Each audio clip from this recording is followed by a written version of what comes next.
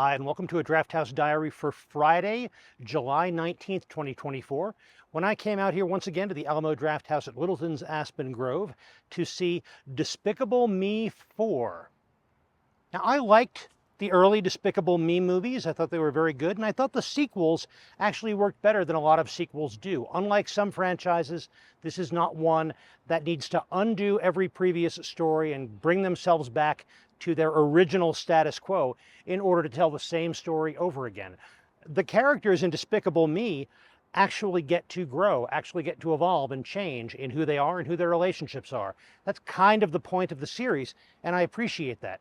And you know, just as an aside, sometimes I think we get better character change and development across a franchise in family and children's animation than we do in movies ostensibly for adults, because some of the filmmakers know that the 8-year-old who saw their first movie is not going to be the same person as the 12 or 13-year-old who sees the second or third movie. But I do think the Despicable Me series does a good job with that. I think it's running out of steam with Despicable Me 4. We still had a good story, we still had characters who could change, but too much of it seemed to be assembled out of rehashes of existing set pieces, existing crowd pleasers, and there wasn't that much story that didn't seem very familiar, very repetitive from the previous versions. So I'm not sure how much this franchise has left, but that said, it was an entertaining movie, some good performances, some very interesting animation, plenty of laughs, especially if you like strange and new ways of using the minions.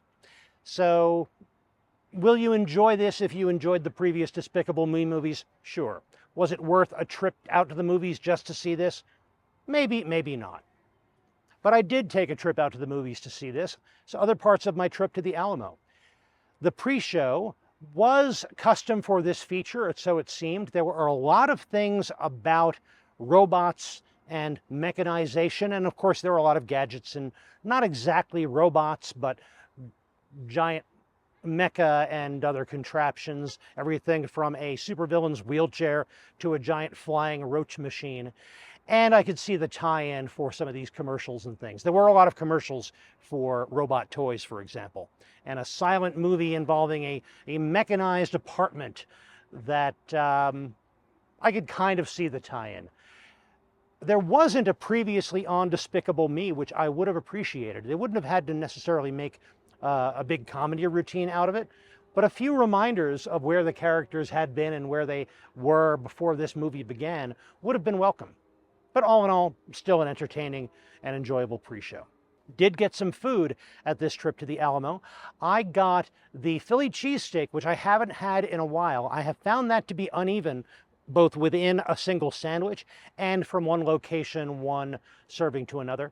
This was one of the better ones. I enjoyed that Philly cheesesteak. And once again, I got the side Caesar salad instead of the fries. That is a great option to have. But we did have a hitch in the food service here at the Alamo tonight. My darling wife, who was with me, ordered the Brussels sprouts and bacon pizza made angry style and was served, I believe it was a pepperoni pizza served angry style. They corrected it, raised an order card, explained on the card what happened. Eventually, they brought the right pizza, but that was quite a delay, and it was a little bit confusing. That's one of the issues with being served food in the dark. It can take a little while to realize that you've been served the wrong thing. So a slightly odd experience overall here at the Alamo tonight, but it was still an enjoyable night of the movies.